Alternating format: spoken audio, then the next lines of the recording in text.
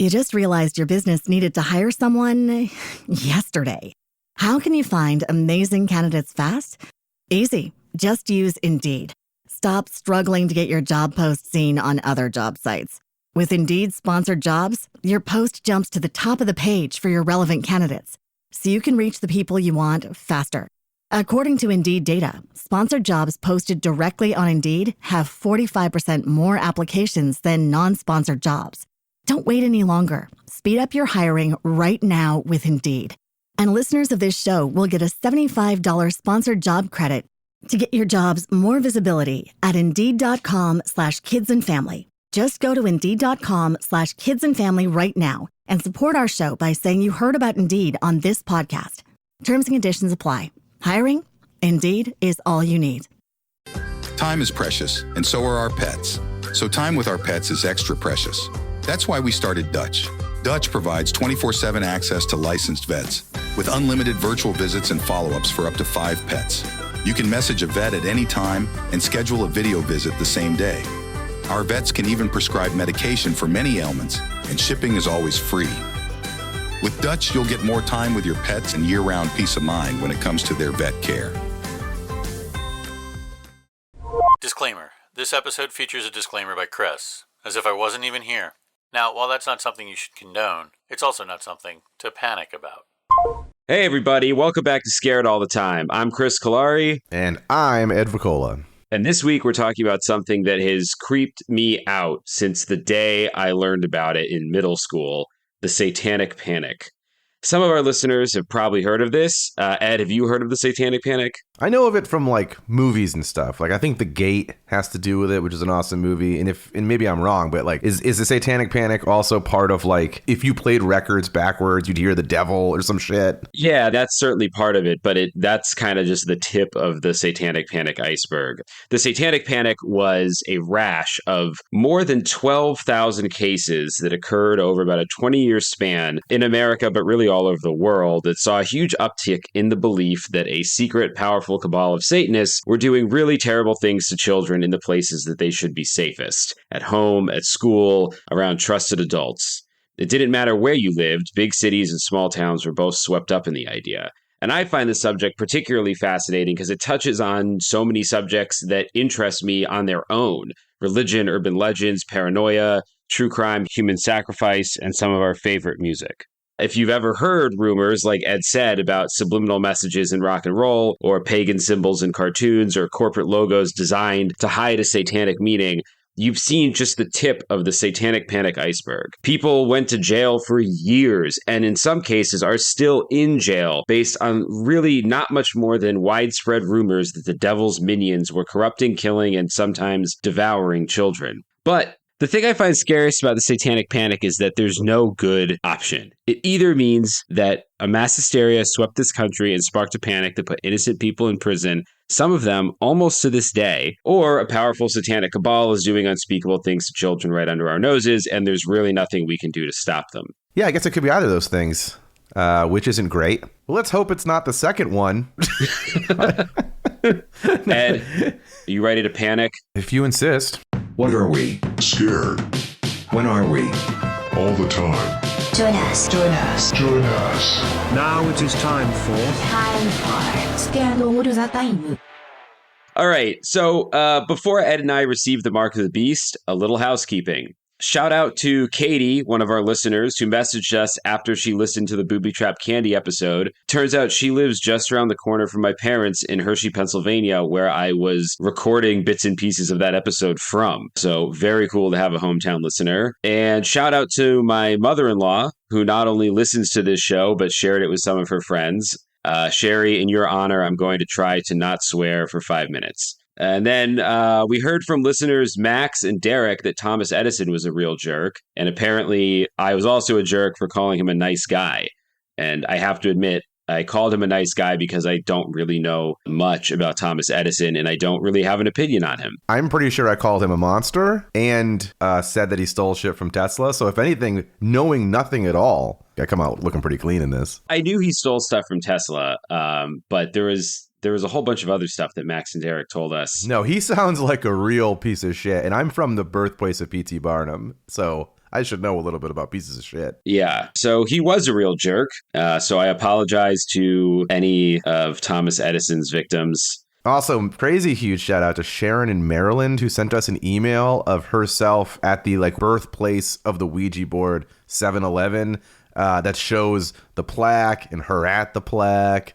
And it's rad. It's pretty. The tiling in there looks like the whole 7-Eleven might be a bathroom from what I can see. But the plaque is pretty tasteful. It's a pretty tasteful plaque. They should have a special slushie there that's like an ectoplasm mix, like a pink goo. Somebody blows their nose and you want to keep it. Yeah. Something to celebrate the spirits of that place. It's pretty cool. She also sent a picture of Elijah Bond's gravestone, which has a Ouija board on it. Oh. Yeah. Is it a usable Ouija board? You have to bring your own planchette or whatever, but it seems to be... It's the board. It's the board on his gravestone. So yeah, pretty cool. Really, it seems like Maryland's got a lot of interesting Ouija history there, and I'm glad that a Maryland resident was able to introduce us to a couple of those things in real time. So thanks again, Sharon. It's so cool. I think we're actually going to put a little blog post about this on the website. Website. We have a website. ScaredAllTheTimePodcast.com. Hell yeah. Love it. Well, hopefully no one goes exploring for anything related to the Satanic Panic, because this subject is fucking dark, man. And not the cool Sam Raimi dark man. The really terrible, bad things happen to innocent people dark man. Chris only made it about 2 minutes without swearing. Sorry, Sherry.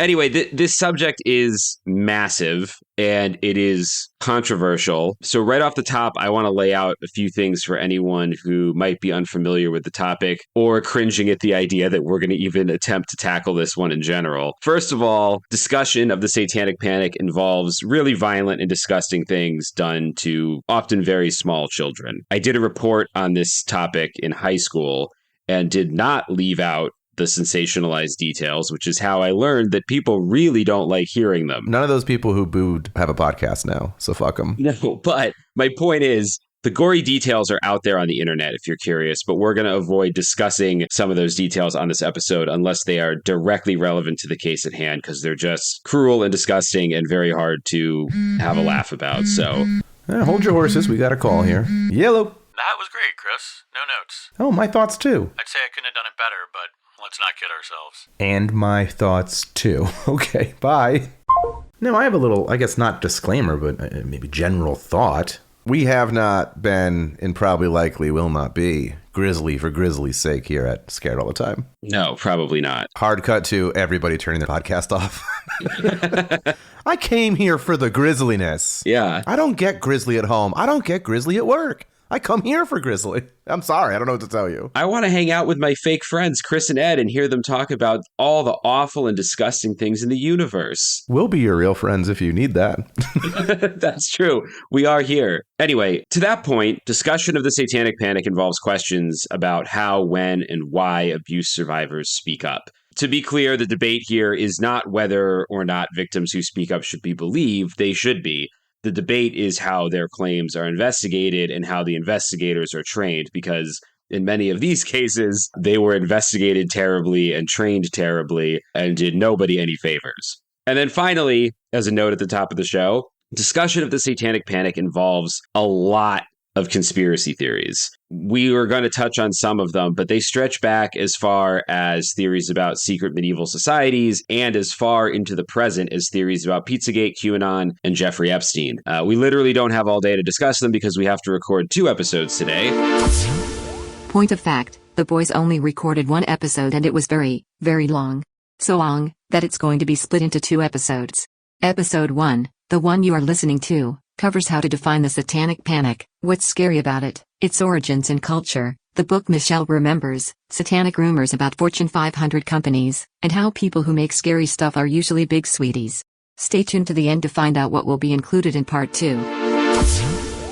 So we're going to try to stay focused as tightly as possible on what we'll call Satanic Panic Classic, meaning cases that flared up from the late 70s to the mid 90s. But if you love conspiracy theories, don't worry. That's a subject we never get tired of around here, and we will go back to that well over and over until it's dry. Hashtag Epstein didn't kill himself. I can't use that last part. You can't use Epstein didn't kill himself? I think, to me, that's seems like a no-brainer that he didn't. But I don't know. Well, I mean, it's interesting because I think really the reason the Satanic Panic is such an interesting thing to study now is that QAnon and Pizzagate and, even elements of the Jeffrey Epstein conspiracy lore are heavily influenced by or direct descendants of a lot of the Satanic Panic lore. So I talked to my mom about this literally yesterday, which is like, I think you can draw a direct line from Satanic Panic to book bannings or anything else. Like, you could draw a direct line from Satanic Panic to disco sucks, let's burn those records in a baseball stadium or whatever. Like, anytime a bunch of people get fucking outraged over shit that no one's looked into is, in my mind, akin to Satanic Panic. Yes, although I would say the direct correlations between Satanic Panic and QAnon and Pizzagate are sort of the it evolved from satanic ritual, sacrifice, and blood drinking to this slightly more modern adrenochrome harvesting child sacrifice rituals. But it's all really the same idea, just like slightly different flavors. But we'll get into all that in a minute. So what is the Satanic Panic and why is it scary? Broadly, I would define the Satanic Panic as the collection of cases of satanic ritual abuse that grip people's imaginations and nightmares late in the last millennium. These cases almost always sprang up from the stories of a child about something bizarre that happened to them at home or at daycare or school. They would report being abused by members of family or faculty who were secretly practicing Satanists and would involve them and usually all of their friends in these horrific rituals that would include human sacrifice, cannibalism, and much, much, much worse. No matter how terrible the abuse, though, there was rarely any physical evidence ever left behind in these cases, and oftentimes the stories were either that the Satanists were clever enough to not leave any evidence behind, or because those Satanists involved were powerful enough to clean up after themselves. But, one of the things that's so striking about these cases is that, powerful in this case sometimes means politically connected, but more often means that the kids said these people had literal magical powers. Yeah, I think the politically connected aspect, I mean, I know so little about this, but I know enough anytime something like this comes up where it always just seems to be, it's never like, maybe I'm wrong, maybe I'm way wrong on this, but I feel like it's never like, oh man, all that worshiping the devil that went on in a trailer park. It's always like, did you hear that the Vanderbilts had a secret worshiping the devil tunnel under their property? It seems like there was like this powerful, wealthy class that seems to dabble in the occult more than just people trying to get by, regular ass people. Well, that's the difference, I think, between 80s and 90s Satanic Panic and modern QAnon, Pizzagate, Satanic Panic kind of stuff. Like, a lot of the people that we're talking about in these classic Satanic Panic cases were often locally, had some degree of power or not even influence, but just a position of power in the community, usually teachers. But this particular flavor was less focused on kids being, trafficked to wealthy people for these rituals and more on your neighbor might be doing this to your kids or to their kids. Okay, so which one is the your neighbor? Was that Satanic Panic Classic or Satanic Panic Modern? Classic. Really? Yeah, it was this creeping fear, and some people have connected it to the idea that we're going to go through a history of some of this, but in the 70s, in the late 70s, when a lot of this got started, it was really the first generation, or I guess maybe the second generation of women who weren't in the homes, they were out working, and it was the first time that there was a wave of kids being sent to daycare en masse and having other people watch them en masse, and that some of this might have been tied into this sort of national creeping fear that for the first time we were really leaving our kids alone with strangers and that bad things might be happening to them while we're doing that. Yeah, said the same people who one generation earlier, there's photos during the Dust Bowl where it's like kids for sale, $7. Yeah, literal exactly. Photos of things like that.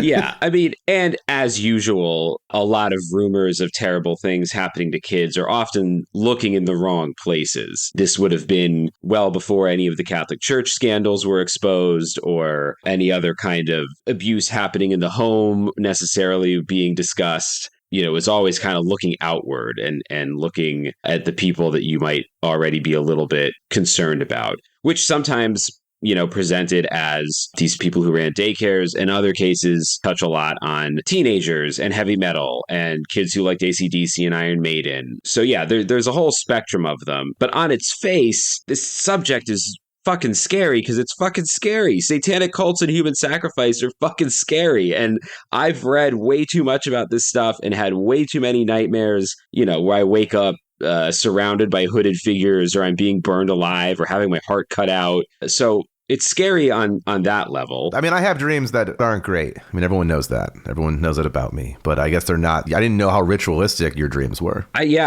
guess some of it's probably horror stuff. Some of it... It's probably the music you listen to, the video games you play. That's what I've been told. That's what's causing this. Yeah. Way too much doom for my fragile little mind. But what's made the Satanic Panic a pet subject for me for a long time really are the implications of it. Because like I said at the top, either it's real and a satanic cult with unbelievable power operates across the world with impunity, or innocent people have had their lives ruined and been prosecuted on nothing more than hearsay and people's fears. And so if it is real, what's scary about it is that it's almost like ancient aliens or simulation theory, because it suggests that the world has a secret way of operating, that there is a veil to pierce, that there is truly forbidden knowledge just out of our reach, and that what most people would consider crazy is in fact true. On the other hand, if it's hysteria, then our judicial system has some huge holes in it, which, let me back up. Our judicial system definitely has some very real and very huge holes in it, but this is a very specific kind of medieval witch trial type problem where otherwise rational people are willing to dole out punishment without a shred of physical evidence, and sometimes because the lack of physical evidence is literally presented as proof that Satanists are real and powerful. Yeah, no, exactly. That's interesting. The fact that we can't find any evidence means they're very good Satanists. And that's, a normal person would have left evidence, but someone who had, Beelzebub as their boss or whatever, they have a way of cleaning this up. Yeah. Yeah, that's not helping them in any way. Like the people who are saying, I didn't do this, it's really, they're boned. Yeah. And then to kind of land the triple Lindy on what's scary about all this is the idea that maybe the rationalists are the fools, and that the greatest trick the devil ever pulled, as they often say, is making us believe he doesn't exist. Like, that is scary. The idea that I'm unwittingly, potentially, unlikely, but potentially part of a cover-up by saying, yeah, this shit is obviously stupid and fake, that'll keep you up at night. I do personally, I don't know why this is exciting to me, but I do like taking out all of the elements involved, like taking out any of the sacrifice and what have you, taking out the mechanics of being a successful Satan cult or whatever. There's a little wonder put back in the world at the idea that it is real.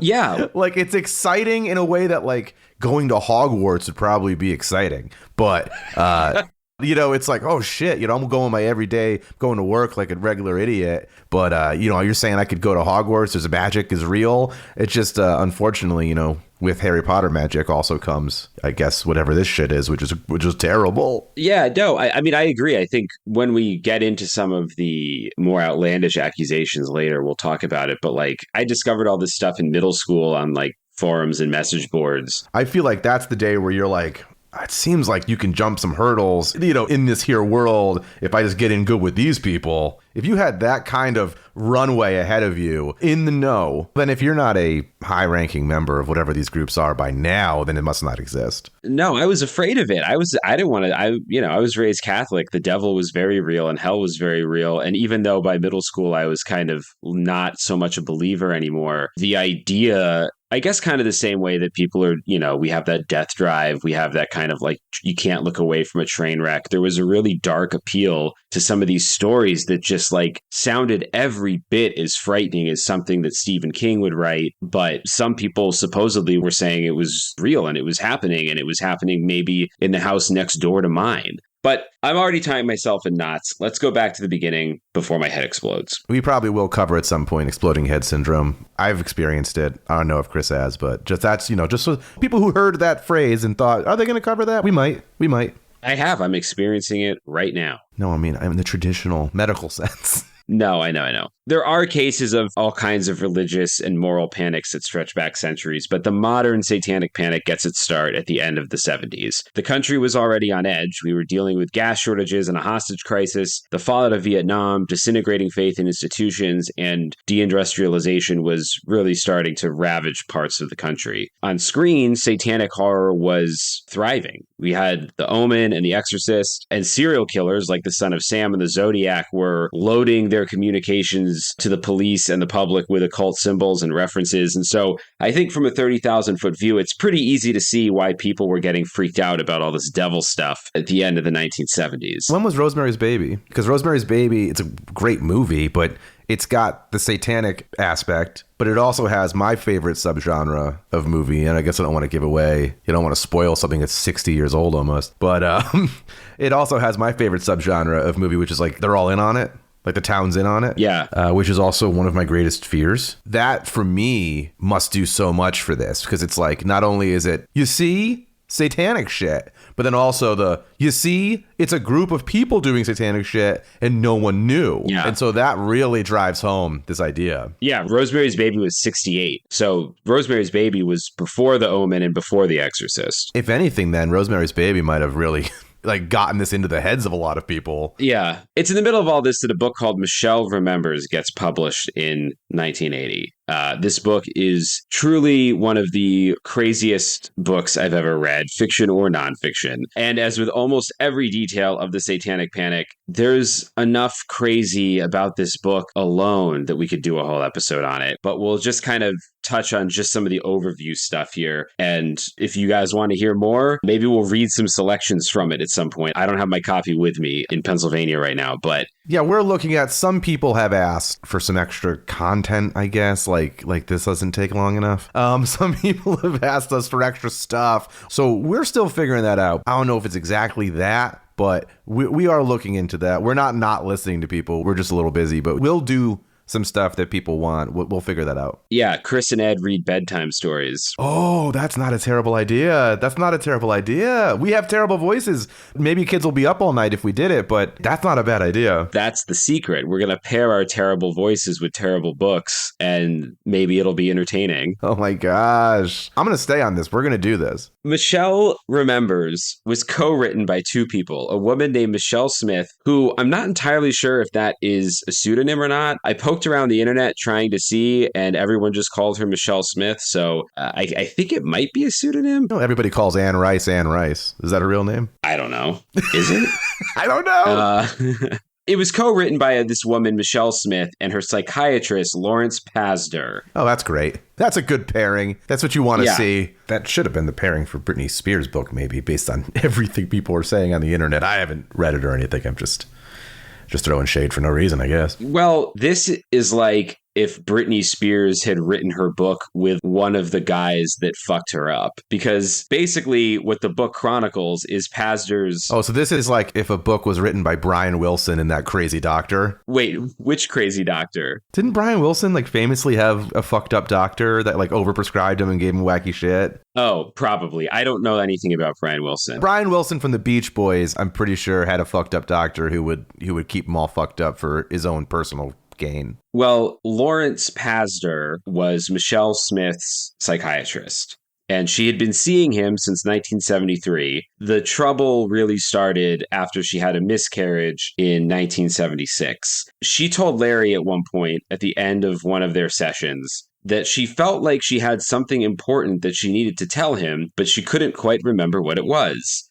And instead of saying, that's interesting, let me know when you think of it, like a normal guy would, Lawrence Pazder decided the only way to get to the bottom of this was to treat Michelle with recovered memory therapy. Was that a common thing at the time, or is that something he came up with at that moment? It wasn't common, but I don't think he invented it. It was a therapy that was built around the idea that abuse and trauma survivors would forget their abuse and trauma, and that by doing kind of hypnosis and memory regression, you could unlock these buried traumas. Now, how exactly memory works is still a pretty fuzzy subject, even in 2023. And this is one of those things where it's really important to check where a study is coming from. Because, like, for instance, if you do what I did and Google what percentage of abuse survivors forget their memories, the first thing that comes up is a statistic that between 31 and 64% of abuse survivors forget their memories. But then you check, and the website giving you that statistic is the homepage of SMART, which stands for Stop Mind Control and Ritual Abuse Today. Oh my God.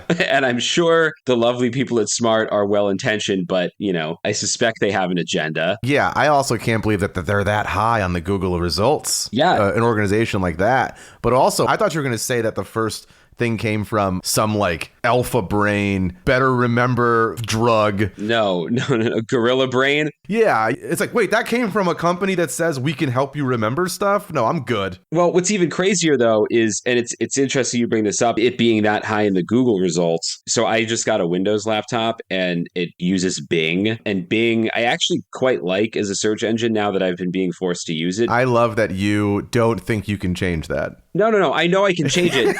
You're like, this is my life now. I am shackled to Bing. If anyone needs me, I'll be Binging. Google search sucks and has sucked for a long time. But what Bing does is it provides you a lot of like summary material at the top of your search. So you search it, and then instead of just giving you lists of links, it gives you like little boxes that kind of summarize a little bit of Wikipedia and summarize a little bit of the top articles. This is Bing or Google? This is Bing. Both of them do that to fuck people over. Like both of them do that so that you don't actually click on the website, and then that website doesn't receive the clicks. Then that website doesn't receive any money from like advertising because there's no impressions being made. My point was going to be though. Yeah, tell me more about fucking Big Daddy Bing over here who's trying to fuck over the little guy. Your best friend, Bing. Listen, to be clear, we are not receiving any compensation from Bing. For anyone. We're not receiving compensation from anyone. If they'd like to sponsor an up-and-coming podcast, I'll be sure to mention Bing in future episodes. But my point was just that this is where AI and like auto summary stuff gets really scary, because I typed literally what percentage of abuse survivors forget their memories into Bing, and the answer comes up at the top, not even a link. It just says, according to studies, between 31 and 64% of abuse survivors forget their memories. So if you just Google that and you don't stop to think, where is the AI bot getting its information from? You just go, oh, cool, and go like repeat that to somebody. Perhaps even on a podcast. Honestly, that's 99% of humans. No, I know. The people who click a second link, we wouldn't even have, say, the modern Satanic Panic shit if people just went to be like, let me click on one more fucking link. Let me see if there's any truth to this. Truly. And I'm explaining all this information just to discuss a little bit of this idea of repressed memories and recovered memories, because that's so much a part of the birth of Satanic Panic lore. No, it's fine. I think people like our tangents. They always say they love our tangents. So, but it also serves as a case study for exactly that, of always click the second link and click the third link, because this is what happened. So I click the link. It takes me to the homepage of SMART, Stop Mind Control and Ritual Abuse Today. And we do need shirts from them. We need to see if they make shirts. We do. It's like a acronym. I don't know when they started, but it's a very 80s acronym. Well, I do love anyone who does the acronym where they throw in another fucking letter and just act like it's fine. Like, stopped mind control. Where's the C in SMART? They pulled it right out. So they smashed mind control together either with a hyphen or made it one word. No one's gonna. It's fine. Yeah. Hey, why did you do it this way? Well, because it wouldn't spell smart otherwise. It was like, well, I guess I'm the idiot. Sorry. Yeah. So it took me to SMART, and then I dive a little deeper. And the study that they're quoting, because they do provide like a bibliography or whatever, they're quoting a real study about the 31 to 64% number that seems to be real. But then the link that they provide for the study, which I clicked to go look at the study and see who performed it and everything, doesn't go to the right website. It goes to just a completely different webpage, which I don't know if that was done on purpose to make it look like there was a link, or if somebody made a mistake or whatever, which wouldn't be very smart. No. No, it wouldn't be. But, it's just a small case study in how misleading information can be. And I'm not even saying that this study was performed by somebody with an agenda, but it was certainly reported by somebody with an agenda, and then not reported in a way that made it easy to go actually check the study and see what it actually said. Yeah, my dad and I were watching the news this past year, and just something came up that was like, oh, Los Angeles is the most dangerous city in the fucking world or some stupid shit. I don't know. And then I was like, that can't be the case. And then we looked it up and we went through a couple links. And when you ultimately got down to it, it was a credit score company that made this like listicle. Yeah. That was like literally being like used on the news we were watching. Yeah. But it ended up being like a credit score website. It was so weird. Are the people who presumably conducted it based on medium incomes, housing incomes, based on crime data, but it was all related to, I guess, credit scores. It was so weird. Yeah, I mean, and the Satanic Panic subject, part of the reason it's really hard to even put a show together about the Satanic Panic that explores it from all angles is like, no matter which side you pick, you can find evidence and studies that kind of back up whatever your feeling is, particularly about recovered memory and abuse and trauma and all that stuff. There's been so many studies kind of in the wake of these Satanic Panic cases that have been done on how the mind works and what we can remember and why and all that. But what's important here is that the American Psychological Association, who I would say are fairly mainstream experts on this sort of stuff. APA? The APA. I mean, they didn't even try with their acronym. No. It spells out nothing, I want to say. Let's be real. Part of the problem here is this is a battle of acronyms, and they're losing. They're losing. They're losing. The bad guys are winning yet again. APA needs to figure out how to make their acronyms smarter and quick. Yeah, they got to get the scuba guys on the horn. Yeah.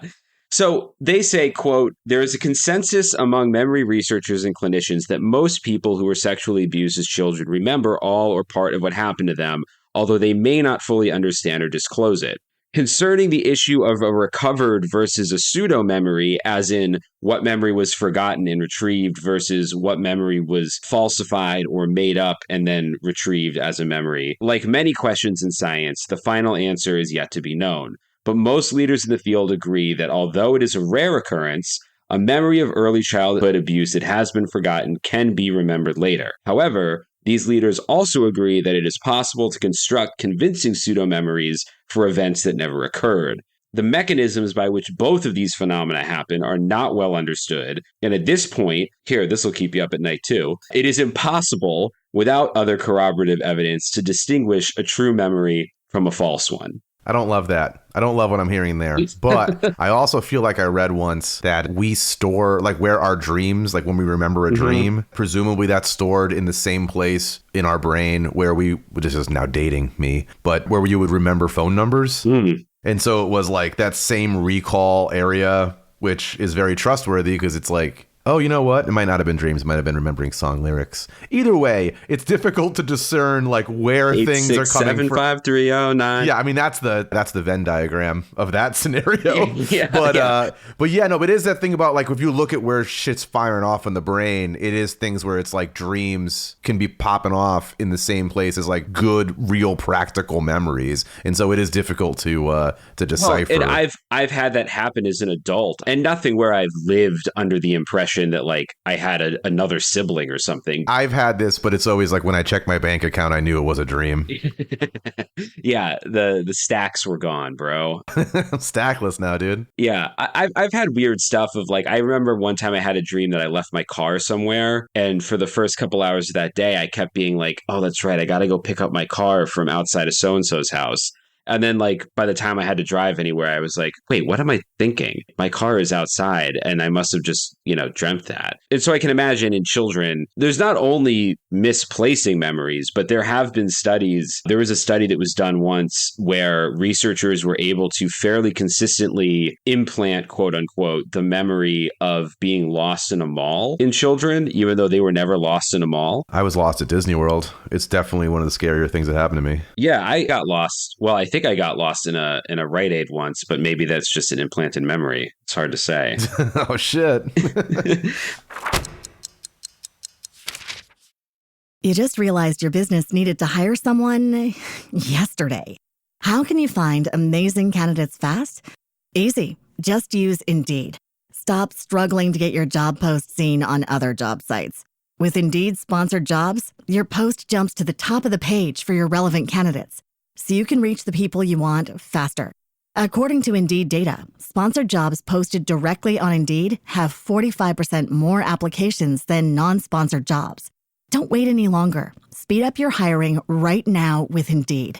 And listeners of this show will get a $75 sponsored job credit To get your jobs more visibility at Indeed.com/kidsandfamily. Just go to Indeed.com/kidsandfamily right now and support our show by saying you heard about Indeed on this podcast. Terms and conditions apply. Hiring? Indeed is all you need.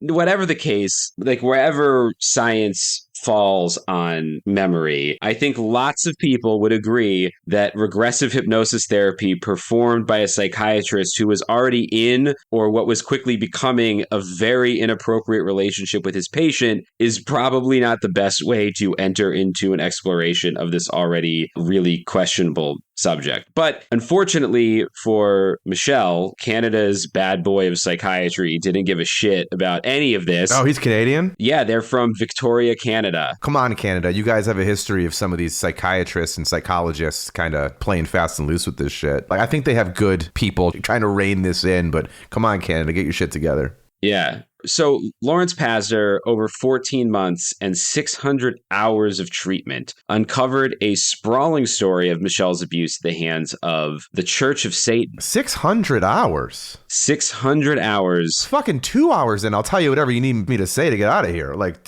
fucking 600 hours. If something's not working after 600 hours, throw it away. And Michel claims that this Church of Satan predated the Christian church, which would later cause an issue with Anton LaVey, who threatened to sue them because he was like, no, I founded the Church of Satan in the very much post-Christian era of like 1966 or something. So Michel's claims were that from 1954 to 1955, when she was about 5 years old, her mother started involving her in these like unholy rituals at the church. Everything from being tortured and locked in cages. She was forced to watch human sacrifices. They rubbed her down with blood from the body parts of infants. And her story, the book climaxes in an 81-day ritual that summons Satan himself, and as well as Jesus and the Virgin Mary and Michael the Archangel, who removed all of Michel's physical scars that would prove that any of this ever happened to her. And also, Michael is the one responsible for blocking her memories and told her that she would not remember them until the time was right. I do not care for anything you just said, but I mostly don't care for the fact that I hate anything where it's like, oh, and all that evidence, it's gone now. Yeah. Oh, yeah. We had a guy come in and like we had a spiritual being take away all my scars and my stuff. So don't go looking for him. Trust me, it happened, but don't go looking for him. Yeah. This like poisoning the well shit is so fucking greasy. And so, yeah, sorry, Michel. I don't love the fact like you outed yourself as a fucking liar when you all of a sudden were like, my scars are gone now. Yeah. And, you know, on one hand, I feel like Michel was sort of preyed upon by Larry, but she certainly leaned in. They made her and Pazder. I was using Michelle as like the royal Michelle. Like I just meant like this whole story. Yeah, well, I mean, she made a lot of money off of it, and so did Larry Pazder. Yeah, but it's Canadian dollars. Loonies making loonies, dude. These two loonies ended up getting married. Stop it. If you're single, your person is out there, you know? Like, don't... You have to just go through 600 hours of treatment to remember that you actually are with the one you're supposed to be with. Yeah, I think they were both married to other people at the beginning of all this, and then by the end of it, they were together, which it's a bad look to be like, oh yeah, also we're fucking, and we got married and made millions of dollars.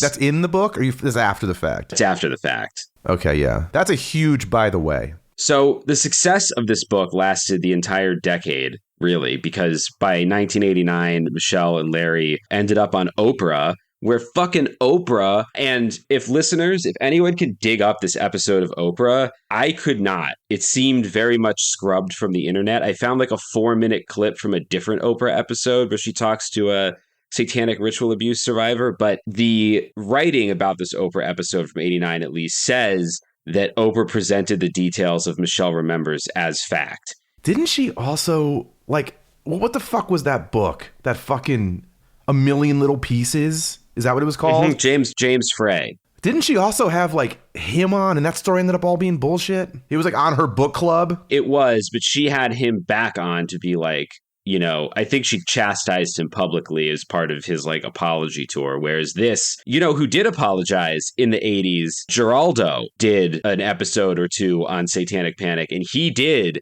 after the fact, credit where credit's due, Geraldo publicly apologized and said, we should have looked into this a little bit more carefully and not presented all this stuff as fact. Didn't Geraldo also give away our position in like one of the Iraq or Afghanistan conflicts that time very publicly? Yeah, but you know what? We all make mistakes, man. That guy has a lot of apologizing to do in my book. Geraldo... He does. Geraldo's on notice. Geraldo is on fucking notice. For sure. But so is Oprah. And honestly, someone, if you can dig up this episode, that would be awesome. It's also probably harder to find because when you search Michelle Remembers Oprah, you get a lot of Oprah talking to Michelle Obama, which is definitely not what we're looking for. So anyway, by that point, by 1989, people had obviously started digging into the details and claims that were made in Michelle Remembers. And to this day, no one's found any evidence that any of the claims were true. There was never any evidence that Michelle was absent from school during any of these 81-day rituals. There's a car crash in the book that she claimed happened that no one could ever find any record of. And the cemetery where she claimed a lot of this abuse took place is surrounded by residential neighborhoods on 3 sides. So all the screaming and chanting and baby sacrificing, it seems like somebody would have seen something at the time, but no one ever did. So those are good neighbors. Just mind your fucking business. That's what I like to yeah, that's what I like to say. No fucking snitches in Victoria, BC. So Michelle Remembers comes out and lots of people are freaked out by it. It becomes a bestseller and it starts spreading throughout the country. All right, it seems like, we're hearing a lot about Michelle and the doctor. But like, what was the controversy? Like, exactly? Like, what was some of the stuff they said happened? Well, Ed, that's the stuff that I'm not sure people really want to listen to because it's almost all super fucked up. But I mean, if you want sort of a brief rundown, they took Michelle from her bed at night and they would bring her down to the graveyard where they would and sometimes they would with the blood of the dead. Is that enough? Yeah, it's enough. Yeah, I don't even know why I asked. This is all information I wish I didn't learn. But yeah, that's some salacious shit, dude. So I can see why people kind of got into that. But yeah, that's not fit to print. No way, dude. I'm bleeping all that shit. That's not for us. But yeah, I guess you're saying it was a hit. Anyway, that same year that it comes out, 1980, rumors start spreading around the country that the Procter & Gamble logo, who are, people who make like deodorant and toothpaste, there's rumors that the logo itself is satanic. Now, this I have actually heard of. I don't remember where, but it was like a sun or a moon or something stupid. And it was like the same thing that they've been slapping on the sides of crates going into the country forever. Yeah. And, anyone who's younger is probably like, wait, the Procter & Gamble logo that's just like a blue letters P and G. Yes, that's what it is now because it used to be a crescent moon with a face and stars. Yeah, I knew it. People said it was a hidden 666 in it. And the rumors spread so far and wide and got so crazy that they also claimed that the CEO of Procter & Gamble had gone on, and it depends which rumor you heard, either the Phil Donahue show or the Merv Griffin show to say publicly that Procter & Gamble would be donating most of their profits to the Church of Satan and that there weren't enough Christians in America to do anything about it. Oh my God. What's funny is like, that's the 80s. Like, if you didn't catch it wherever that was seen, it just wouldn't exist. So people could easily make that up to be like, oh, you missed it? You missed it at 7 o'clock? He did that. But even today, I hear politicians and fucking everybody else say shit that they say something entirely different 4 days later and people forget. Or like, don't go look at, the goddamn internet. And so I can't even imagine the level of like lunacy in the 80s. You can just be like, I heard he also slaughtered a chicken live on the show. Yeah, you didn't see it. You were at work. It's not going to rerun, but I'm telling you, my friend was home and they saw the CEO of Procter & Gamble, either Dave Procter, Stephen Gamble, I don't know their names, and he was slapping chickens, throwing chickens. He threw a chicken at a fucking audience member. A publicly traded company, mind you. So like, this is the kind of rumor that if you stopped for 2 seconds to, like, let's say you were like a really conservative Christian person and you had bought stock in Procter & Gamble, like this would be a very big deal that would have been very easy to find some kind of evidence for. But what's even crazier is that just a few years prior to this rumor, there was a rumor that Ray Kroc had gone on TV to say the same thing about McDonald's. Yeah, well, Ray Kroc seems like a real piece of shit. Sure. I mean, so I wouldn't be surprised if he was like, hey, I'll sell my soul to the devil for fast burgers. A lot of McDonald's food probably tastes like licking Satan's butthole. So no way. I love McDonald's. You're fucking crazy, dude. I'll fucking lay on the track. I'll join the Church of Satan to keep McDonald's for But what I find so funny is that potentially this means there was like somebody out there who was panicked and was like, had heard both of these rumors and probably thought that like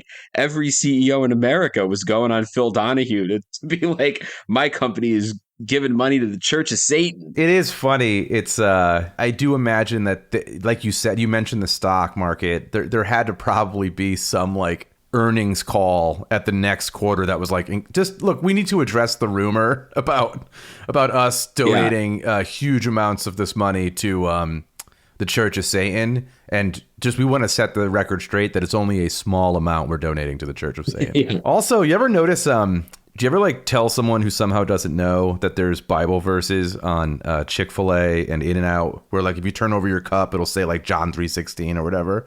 And I have no problem with that whatsoever, but it is funny if you do like if it was like you turn over a McDonald's cup and it was whatever Bible verse from the Satanic Bible was under there, and if it's just like in your face, or it just says Hail Satan. I mean, it wouldn't say Hail Satan. The other one doesn't say like, call Jesus for a good time. No, that would be very controversial. But that is to say, Bible verse without the language is coded. Yeah. I mean, that's just John 3:16. You kind of got to know where to go. Yeah. So for this one, if it was like, I don't know anybody in Satan's camp who wrote the letters to the Corinthians for him. I mean, mostly Anton LaVey, because all the Church of Satan stuff really got started in the 60s. I guess a better question is, and maybe this is coming up, and maybe it won't at all have to come up, does the Church of Satan have their equivalent of a Bible? Well, I don't know if they have the equivalent of a Bible in the sense that they have a book of stories that are supposed to be true that have been collected, throughout a certain period of time. But they have,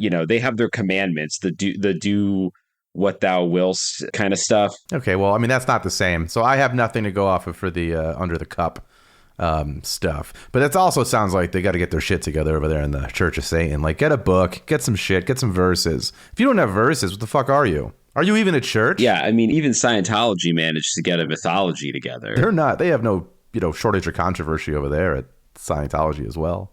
No. I will say, in defense of early 80s Christian culture, I couldn't read the entire article because it was behind a paywall, and God knows I wasn't paying to read this whole thing. But there was a Christian Today article from 1982 that did call all this Procter & Gamble stuff out for just being crazy bullshit. Unfortunately, the article was called The Terrible Truth About That Procter & Gamble Symbol. So wait, why wouldn't it just be called the benign truth of the Procter & Gamble symbol? I don't know. If it's in defense of the company, kind of getting slandered. It's very silly. That the terrible truth is that people have exaggerated how satanic it is. It's almost like when I read that, I was thinking it's like going into a crowded theater and screaming like, oh my God, can you believe there isn't a fire? I don't see a raging, terrible fire. Like just by dint of doing it, you are raising questions about that might spread rumors about the crazy fire that isn't there. Yeah, just walking in being like, fire would be terrible right now. Yeah, exactly. Who here's with me? A fire is something I don't see. Yeah, which is good. Proceed with Oppenheimer. Yeah. So they did try to tamp it down, but it was too late. And what all of this, the satanic movies of the 70s, the cultural mood, Michelle remembers, the rumors about Procter & Gamble and McDonald's, what it all set the table for was a wave of mental health and law enforcement experts, or so-called experts, taking recovered memory syndrome and rumors of Satanism extremely seriously, which unsurprisingly ended up being very bad for lots of innocent people. I think most people, even loosely familiar with the subject of Satanic Panic, probably think of one of two cases. Either the McMartin preschool trial from California or the West Memphis 3 murder trial. And both were unique in their own ways. Both ended up ruining people's lives. I think the McMartin trial is a little less well known and a little bit more classically satanic panicky. So we're going to cover that instead of West Memphis, which I feel like has kind of been covered to death between the 3 documentaries in the series that Joe Berlinger did and every other book and podcast that's been done about that case. So, but I think we should probably still give like a 3-sentence synopsis of it. Sure. The West Memphis 3 case was 3 teenagers who were into heavy metal music in West Memphis were essentially railroaded and prosecuted and served half their lives in prison for the murder of some boys that they certainly did not commit, but the town got up in arms over the fact that they seemed like the kind of kids who would be Satanists, and rumors spread, and they were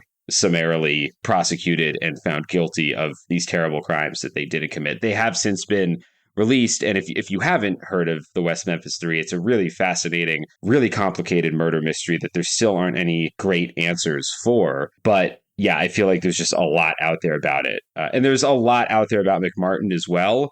But I feel like covering some of the more obscure cases of Satanic Panic almost require a knowledge of McMartin Preschool for it to even make sense. So it feels like McMartin Preschool is a good kind of primer on how a lot of this shit kind of spiraled out of control. Well, that's great. I'm glad we're going to be touching something a little closer to our adopted home as well. But I'll just ask this quickly before we get into it, because you mentioned that, you know, these kids got railroaded or whatever because they're into fucking rock music and shit. What was the situation with like the Kiss Army and stuff like that? Is that part of this whole thing? Is that, because I feel like that was always referenced in you know, the Satanic Army, the Kiss got an army. Yeah, a little. I mean, I don't know. I like Kiss songs. I know that there was a whole rumor that went around probably during this time, but maybe even before, because Kiss is old. Yeah, no, Kiss is old. Don't let their definitely dyeing their hair fool you.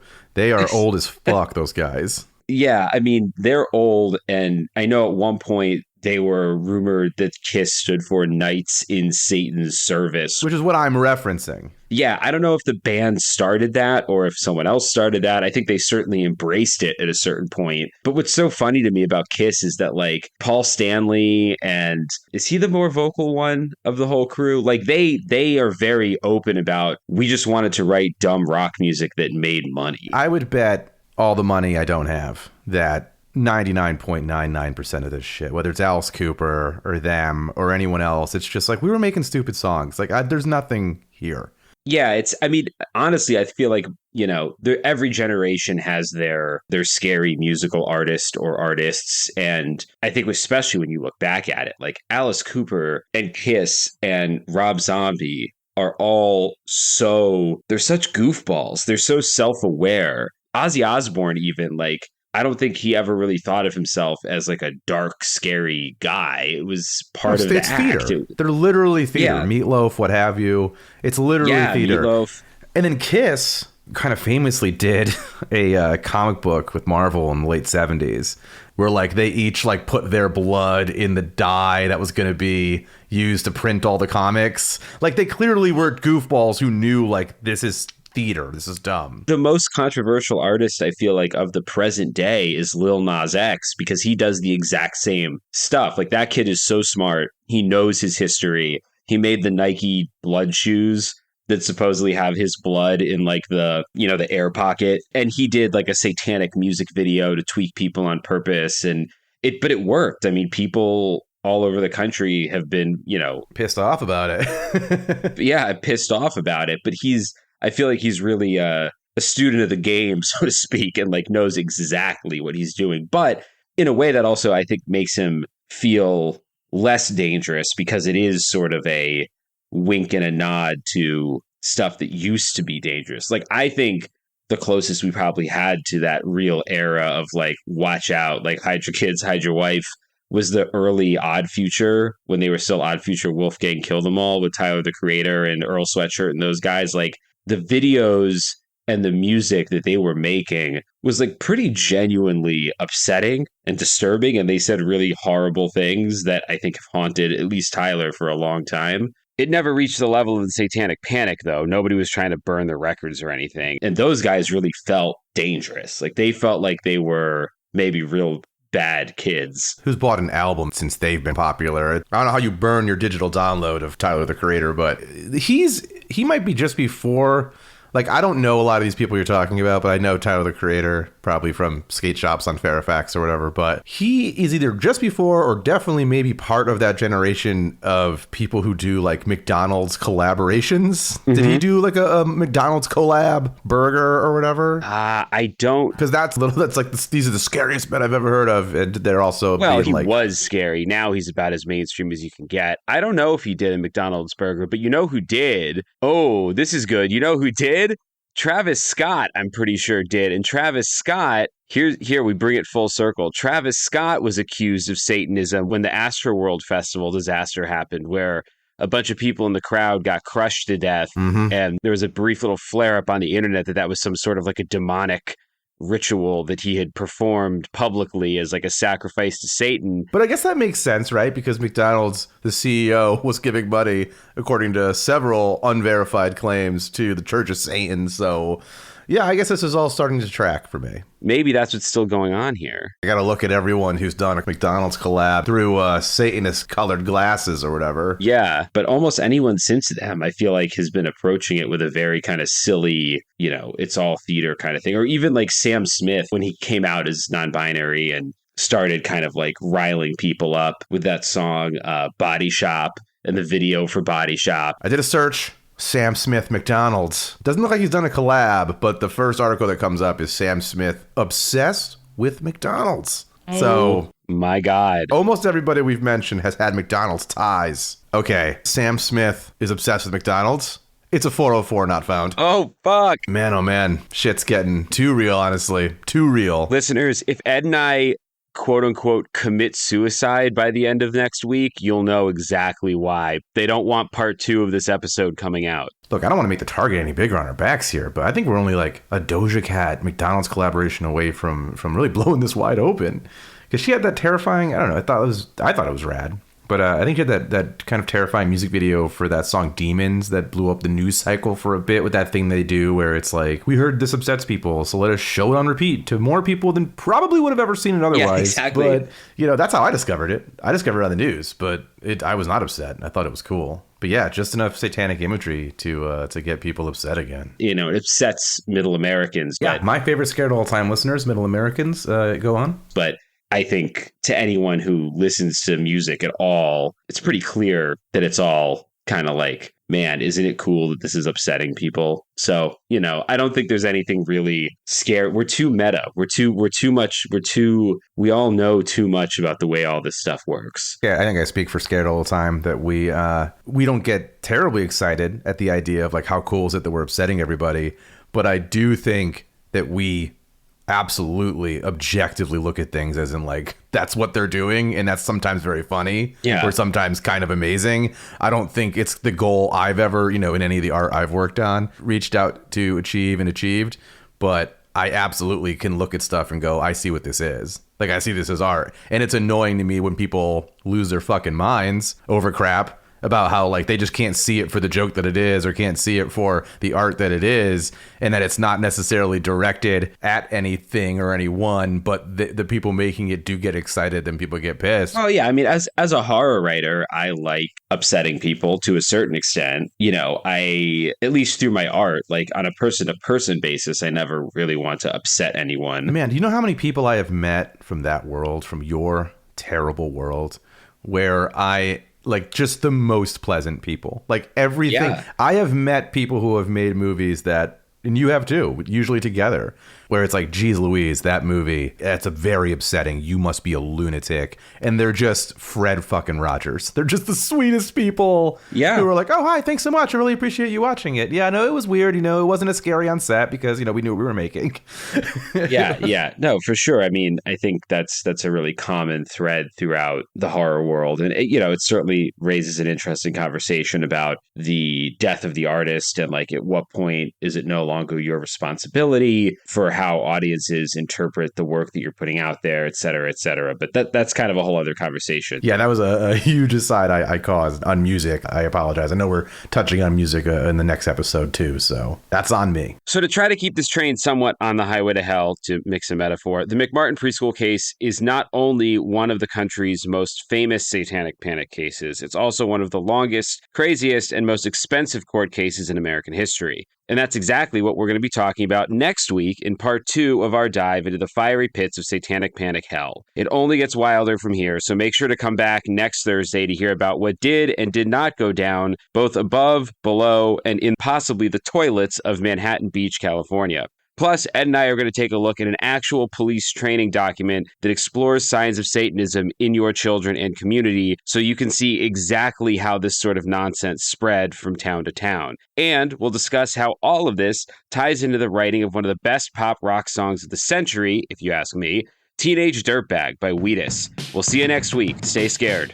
Scared All the Time is co-produced and written by Chris Cullari and Ed Voccola. Edited by Ed Voccola. Additional support and keeper of sanity, Tess Feifel. Our theme is the track Scared by Perpetual Stew. And Mr. Disclaimer is No part of this show can be reproduced anywhere without permission. Copyright Astonishing Legends Productions. Good night. We are in this together. Together. You just realized your business needed to hire someone yesterday. How can you find amazing candidates fast? Easy. Just use Indeed. Stop struggling to get your job post seen on other job sites. With Indeed sponsored jobs, your post jumps to the top of the page for your relevant candidates, so you can reach the people you want faster. According to Indeed data, sponsored jobs posted directly on Indeed have 45% more applications than non-sponsored jobs. Don't wait any longer. Speed up your hiring right now with Indeed. And listeners of this show will get a $75 sponsored job credit to get your jobs more visibility at Indeed.com/kidsandfamily. Just go to Indeed.com/kidsandfamily right now and support our show by saying you heard about Indeed on this podcast.